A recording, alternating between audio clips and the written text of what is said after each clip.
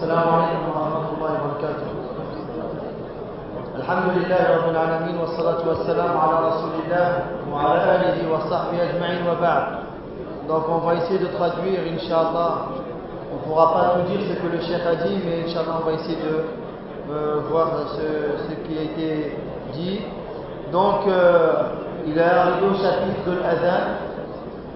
Barakallahu fikum, s'il peut y avoir du silence, Inch'Allah, pour ceux qui veulent écouter.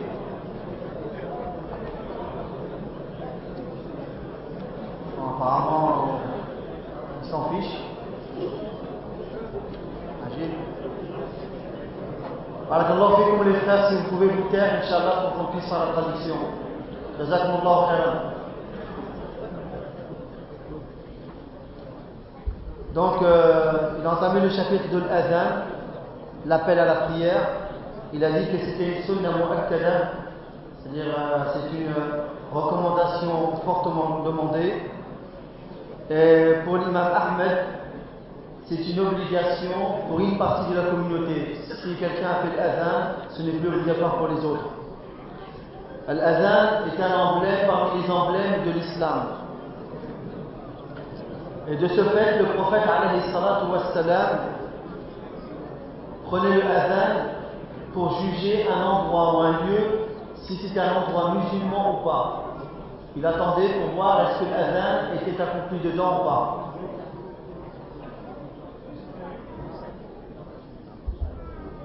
Donc de ce fait, on peut considérer que l'adhan était un devoir, une obligation. La femme n'a pas de adhan à faire.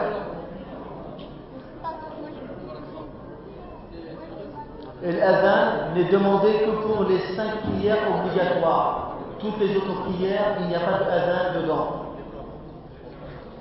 Et à titre d'exemple, pour Salat al-Kusuf, le cheikh il dit que la personne appelle les gens en disant As-Salatu Jami'a.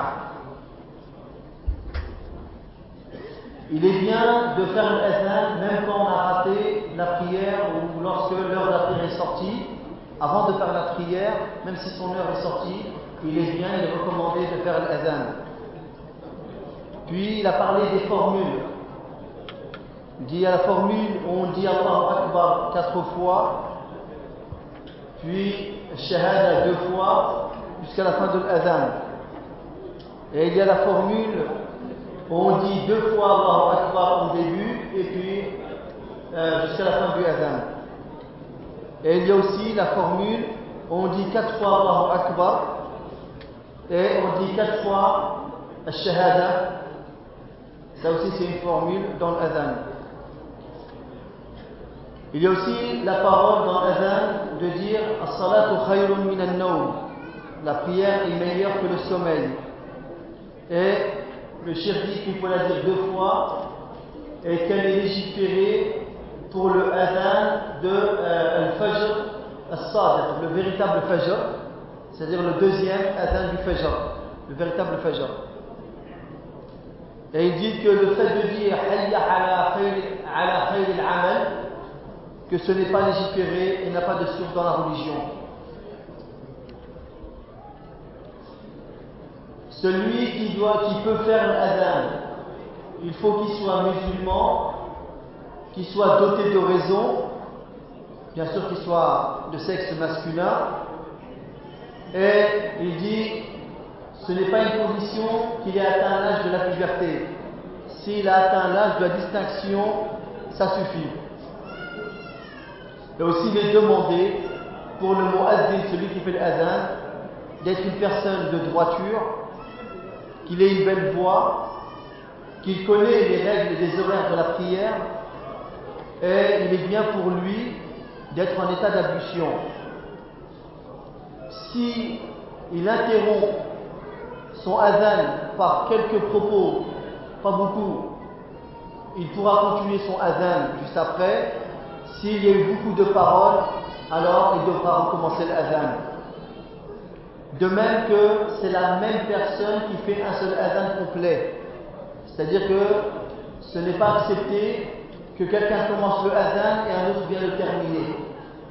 Donc c'est la même personne qui fait l'adhan. Et il est bien aussi d'introduire les doigts les index dans les oreilles pendant l'adhan. La personne qui entend l'adhan, il lui est recommandé, conseillé, de répéter ce que dit al-mu'adhin. Sauf lorsque le mu'adhin dit hayya ala salah et hayya ala al-falah, alors là, celui qui l'entend doit dire la hawla wa la quwwata illa billah. Puis après, le cheikh a cité la dua qu'on dit après l'adhan. Al-iqama, le petit adhan, est légiféré pour les hommes, non pas pour les femmes. Et la formule, c'est de prononcer une seule fois chaque formule, sauf qad qama fi salah qu'il dira 2 fois. De même que le takbir en début, il le dit 2 fois. Puis, il nous a parlé des mosquées. Et il nous a dit que les mosquées sont les meilleurs endroits sur terre. Et en préférence, la meilleure des mosquées, c'est la mosquée sacrée à la Mecque, dont une prière vaut 100 000 prières. Puis la mosquée de Médine, la mosquée du prophète alayhi salatu wassalam, puis Al-Masjid Al-Aqsa. Et il nous a cité les du'as à dire en entrant et en sortant de la mosquée. Et parmi les bons comportements à avoir dans la mosquée, de ne pas lever la voix, quand ça tombe bien, de ne pas faire de commerce, de ne pas cracher et de ne pas demander si quelqu'un a trouvé quelque chose. Par exemple, quelqu'un qui fait quelque chose, il ne doit pas le demander. Il ne doit pas demander à l'intérieur de la mosquée. Ce n'est pas un lieu approprié. Sinon, du fait de manger à l'intérieur de la mosquée, c'est permis tant qu'il n'y a pas de nuisance. La personne qui est en état de janaba, en état de grande impureté, ne doit pas rester à l'intérieur de la mosquée. La personne qui a mangé des aliments qui laissent une mauvaise odeur ne doit pas venir à la mosquée. Il est permis de laisser des personnes mécréantes entrer dans les mosquées, sauf les lieux sacrés de la Mecque et Médine. Sinon, toute la terre est un endroit pur pour pouvoir y prier, sauf les endroits qui sont impurs, comme par exemple les toilettes, comme les lieux où sont posés les chameaux, les cimetières, les abattoirs, là on abat les bêtes, il y a du sang. Les conditions de la salat, la purification, d'enlever la souillure, l'impureté, entrer de l'heure, pour prier une prière obligatoire, il faut que son heure soit entrée, cacher les parties intimes, se mettre face à la qibla, et l'intention qui, bien sûr, est dans le cœur. Les piliers de la salat. Le premier takbir, le takbir de sacralisation, avec lequel on entre dans la prière. D'être debout, de réciter Al-Fatiha. Elle est un pilier pour l'imam et celui qui prie seul. L'inclinaison, la prosternation, se relever de l'inclinaison et de la prosternation, de s'asseoir entre les prosternations, et la dernière assise pour le tashahhud. La dernière assise pour le tashahhud. Et aussi de respecter l'ordre de ces piliers dans le suivi. Les annulations de parler, de manger, de boire et de trop bouger dans la prière. Parmi les actes recommandés, de réciter une sourate après le Fatiha, de réciter à haute voix lorsque c'est demandé et à voix basse lorsque c'est demandé, et de réciter avec une lecture convenable, en respectant les règles de lecture. Les autres takbirs, en dehors de Takbirat al-Ihram. Le premier tashahhud, puisqu'on a vu que le deuxième tashahhud c'est un pilier. La salat sur le prophète, alayhi salatu wassalam. Et ces actes qu'on vient de voir, ce sont des actes qui sont obligatoires, non pas des piliers.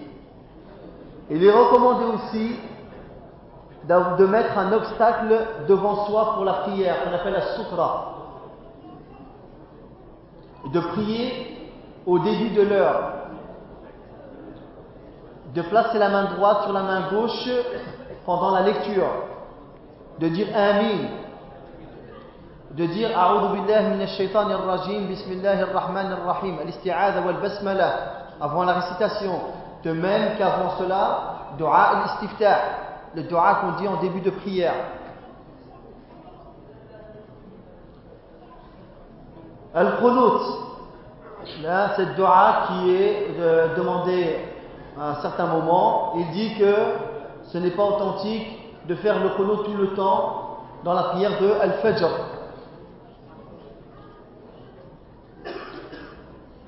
De bien mettre les mains sur les genoux pendant l'inclinaison. Et de faire des du'as après le tashahhud.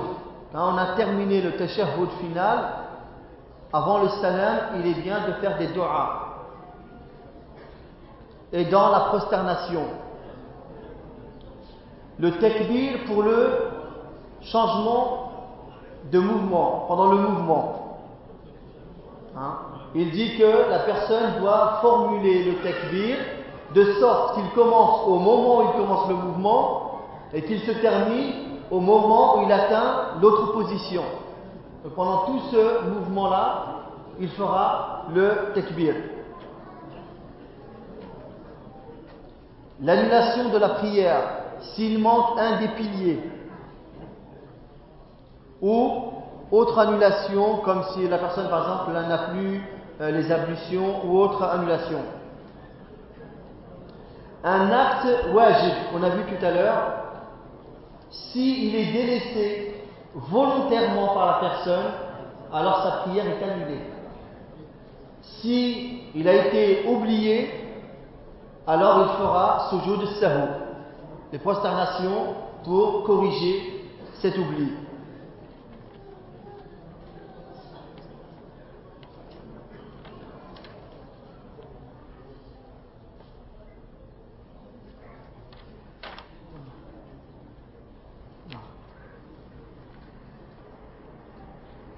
Cacher les parties intimes. La personne essaie de cacher les parties intimes comme il le peut, selon sa possibilité. Pour la femme, elle peut dévoiler son visage et ses mains, sauf s'il y a dans la pièce ou dans l'endroit des étrangers, alors elle se devra de les couvrir. Que les vêtements ne soient pas transparents et qui ne dessinent pas le corps de la personne. Sinon, la prière peut être annulée et il y a une divergence entre les savants là-dessus. Mais puisqu'il y a cette divergence, le mieux c'est de s'en éloigner et de ne pas mettre ce genre de vêtements. La femme, devant ses proches, ses maharim, elle peut dévoiler ce qu'elle a pour habitude de dévoiler dans la coutume de ses gens. Mais pas plus, comme de montrer les avant-bras, le cou, des choses qui sont raisonnables. Et devant les étrangers, elle se doit de voiler son visage, et c'est l'avis de la majorité. Et si tu ne peux voir une femme, cela veut dire que tu ne peux pas t'isoler avec elle.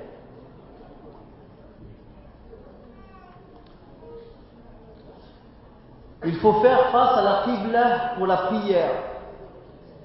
Mais il y a dérogation qui est faite pour le voyageur pendant son voyage, pendant son trajet, pour les prières surrogatoires. Et aussi dans la peur, la personne elle se peut prier sans faire face à la qibla. celui qui a la certitude de la direction de la Qibla doit y faire face. L'autre fera l'effort, soit par l'emplacement du soleil, et il connaît un peu, il va savoir à peu près où est-ce qu'elle est la Qibla, ou alors avec une boussole, sinon il demandera à quelqu'un qui connaît la direction. Si il y a une petite déviance par rapport à la Qibla, cela ne nuit pas, il n'y a pas de problème. La sutra, cet obstacle qui est demandé à mettre pour l'imam et celui qui prie seul, il dit qu'au minimum, elle doit être de la hauteur d'une coudée. De la hauteur d'une coudée, environ 50 cm à peu près. Et en largeur, il n'y a rien qui est demandé. C'est seulement sur la hauteur. Sinon, pour ceux qui prient derrière l'imam, il est à savoir que la sutra de l'imam est une sutra pour tout le monde. La sutra de l'imam, elle sert de sutra pour tout le monde. Puis il a cité des prières qu'on fait en groupe, comme Al-Kusuf ou Al-Khusuf, qui sont des éclipses, la prière de l'éclipse, soit lunaire ou soit solaire. Les deux Eid, elles se font à voix haute.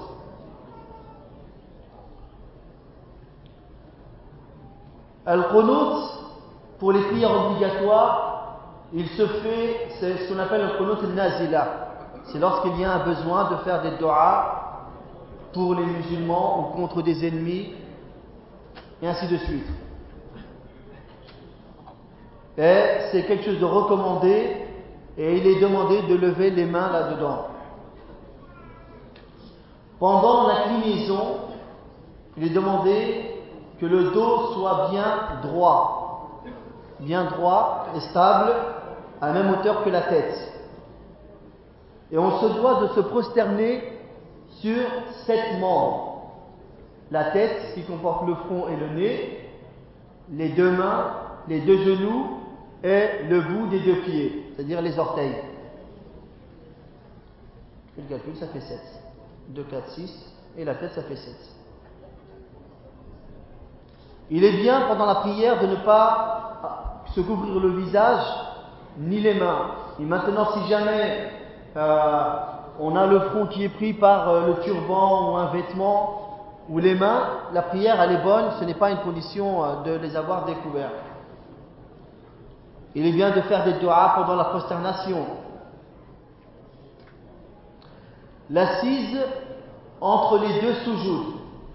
Lorsqu'on fait un soujoud, on s'assoit pour refaire un autre soujoud. Cette assise-là, il est bien de s'asseoir de la manière qu'il a dit, al-iftirash, c'est-à-dire de lever le pied droit, de le mettre debout et de poser le pied gauche pour s'asseoir dessus.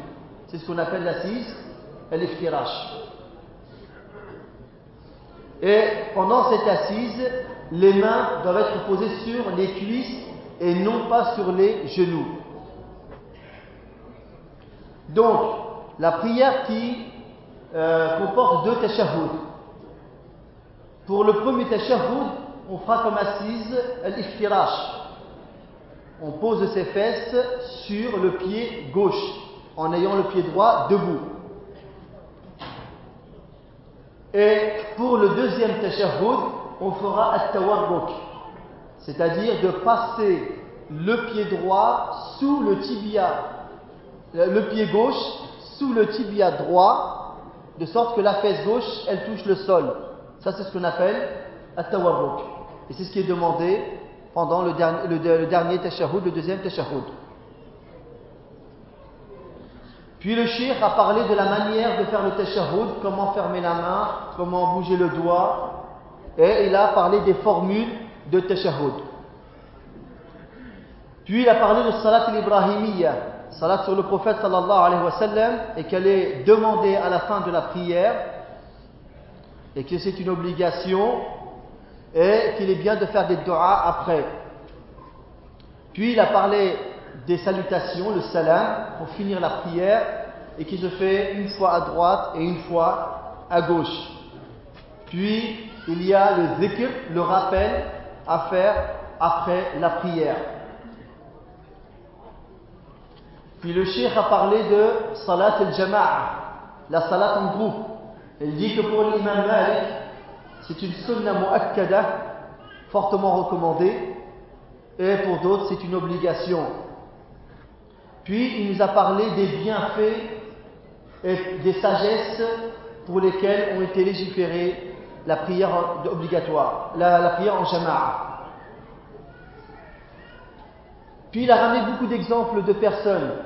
Il dit par exemple celui qui a fait la prière obligatoire, il l'a fait seul. L'heure est entrée, il l'a fait seul. Puis il est venu à la mosquée et il trouve les gens se préparer pour la prière obligatoire.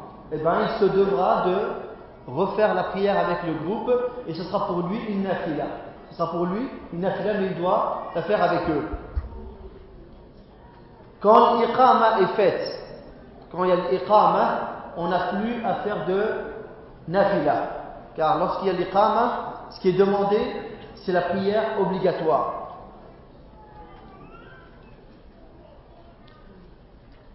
Et bien sûr, celui qui prie derrière l'imam se doit de suivre convenablement l'imam et il ne doit pas le précéder. Si ils sont deux, alors celui qui suit l'imam, al-ma'moum, se devra de se mettre à la droite de l'imam. S'ils sont deux au plus, ils se mettront derrière lui. Et la femme, même si elle est seule, elle se met derrière.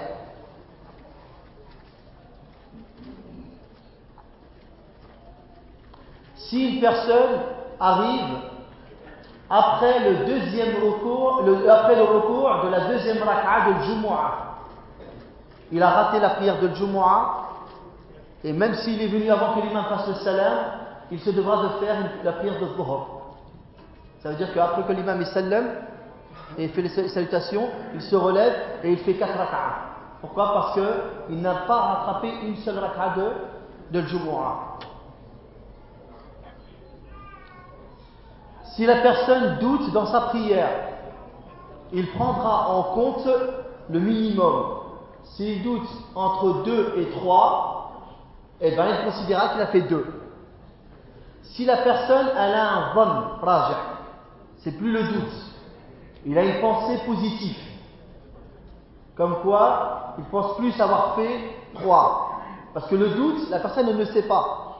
Qu'il ait fait 2 ou 3, pour lui c'est pareil, il ne sait pas. Il n'arrive pas à donner prépondérance à l'un sur l'autre. Ça, c'est le doute. Mais s'il a un dhann, c'est-à-dire qu'il a une pensée positive, eh bien là, il prendra en compte sa pensée positive. Et dans les deux cas, il fera sujoud as-sahou.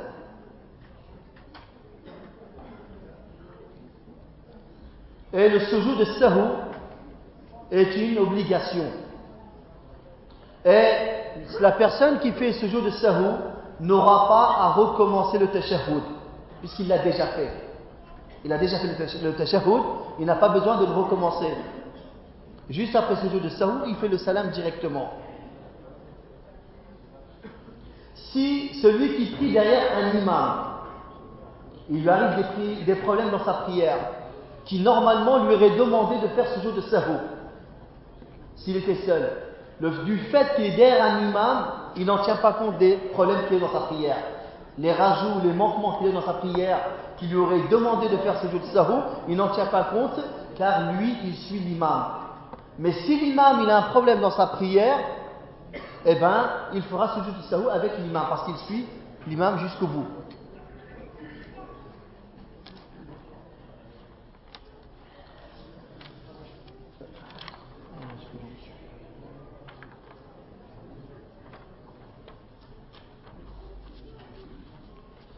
Puis, il a parlé de la prière du vendredi, qui est une obligation pour les hommes, non pas pour les femmes. Et elle est une obligation pour ceux qui sont proches, qui ont une mosquée pas très loin de chez eux, ou de leur lieu. Et le cheikh a parlé d'une distance de 5 km, jusqu'à 5 km. Il a précisé une distance jusqu'à 5 km. La personne est considérée comme proche de la mosquée. Et c'est la même chose pour la prière en groupe. C'est la même chose pour la prière en groupe. Et il y a dérogation qui est faite pour cause de maladie, de voyage ou de peur. Ça, ce sont des causes qui sont reconnues. Si le vendredi a été aussi le jour de Salat al-Eid, de l'Eid, et que la personne a assisté à la Salat de l'Eid, ce n'est pas une obligation pour lui de faire Salat al-Jumu'ah. Ce n'est pas une obligation. Mais s'il n'a pas assisté à Salat al-Eid, alors il se devra d'aller à Salat al-Jumu'ah. Si le vendredi, la personne veut voyager, si c'est le matin, c'est déconseillé pour lui de voyager avant la prière de Jumu'ah. Mais s'il y a eu le zénith, le soleil est au milieu du ciel, puis il s'est incliné juste après le zénith, alors il n'a plus le droit, c'est interdit pour lui de voyager tant qu'il n'a pas fait le Jumu'ah. Puisque là, l'heure de Dhuhr est entrée, et donc il devra attendre d'avoir accompli la prière de Jumu'ah. Et parmi les conditions du vendredi, il faut que ce soit dans un lieu qui soit stable, sûr, il y a la sécurité, qu'au minimum il y ait 3 personnes pour pouvoir faire la prière de Jumu'ah, et il n'est pas permis de refaire el Jumu'ah plus d'une fois dans la même mosquée. À titre d'exemple, le lieu ne peut pas prendre tout le monde. Et il y a une partie qui vient faire le Jumu'ah, puis ils s'en vont, et l'autre partie qui vient pour refaire le Jumu'ah dans la même mosquée. Ça, ce n'est pas permis. Sinon, ça serait source de problèmes et de conflits. La fin de l'heure de Jumu'ah, c'est l'entrée de l'heure de l'Asr. Dès qu'il y a l'adhan de l'Asr, l'heure de Jumu'ah est terminée. À titre d'exemple, si quelqu'un fait une longue khutbah jusqu'à que l'heure de l'Asr est entrée, eh bien, ils ont raté la prière de Jumu'ah. Ils ont raté la prière de Jumu'ah. Puis, il a parlé de la prière, de regrouper des prières, comme al-Dhuhr al-Asr et le Maghrib al-Isha. Et on peut regrouper à l'heure de la première, qu'on appelle Jam'u Taqdim, comme on peut regrouper à l'heure de la seconde, qu'on appelle Jam'u Ta'khir. Et parmi ce qui permet le regroupement, il y a le voyage, la pluie, la peur. Puis il a parlé de at-taqsir, de diminuer le nombre de rak'a pour les prières qui comportent 4 rak'a. Ça devient des prières de 2 rak'a. Si celui qui est en état de voyage et qui lui est permis de faire le taqsir, de diminuer les prières à 4 rak'a, pris derrière un imam qui lui fait sa prière complète, il se devra de suivre l'imam jusqu'au bout. Et si c'est lui qui fait l'imam, alors il fera 2 rak'a, et ceux qui ne sont pas voyageurs termineront leur prière. Et pour que le taqsir, de diminuer les prières de 4 rak'a en 2 rak'a, soit accepté de la personne, il faut que ce soit pour un voyage permis. Si la personne voyage, un voyage qui est interdit, quand par exemple il fait un voyage pour aller voler ou faire un mal, un péché, quelque chose d'interdit, alors celui-là, ce n'est pas permis pour lui de faire le taqsir. Mais dans l'autre cas, si son voyage il est permis, mais pendant ce voyage il a fait des péchés, eh bien son taqsir il est accepté. Puis il nous a parlé de Salat al-Idayn, et il a parlé de certaines règles concernant Salat al-Idayn, des 2 fêtes. Et il précise qu'il y a 2 khutbahs. Et sur le fait de lever les mains après tous les takbir, puisqu'il y a plusieurs takbir à faire dans la première rak'a, il y a 7, et plusieurs takbir à faire dans la deuxième rak'a, il y a un khilaf entre les ulama, est-ce qu'on doit lever les mains ou pas? Puis, est-ce qu'entre les takbir, il faut dire quelque chose, des formules ou pas? Il dit non, il n'y a rien à dire entre les takbir. Puis il a parlé de quelques règles concernant l'Eid. Puis il nous a parlé de quelques règles concernant Salat al-Istisqa, qui est la prière de demande de la pluie. La prière de demande de la pluie.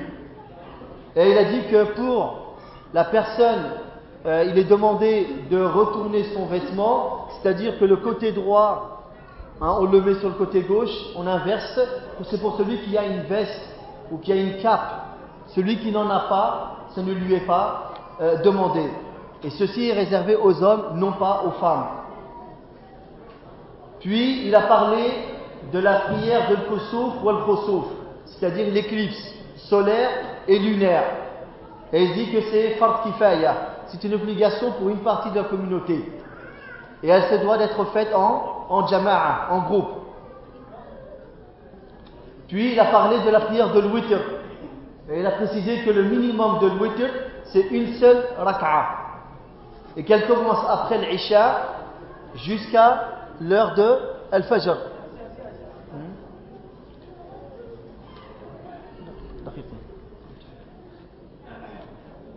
Et si la personne qui avait l'habitude de faire al-witr a raté al-witr et qui veut le faire le matin, il rajoutera une rak'a pour que ce soit une prière paire et non pas impair.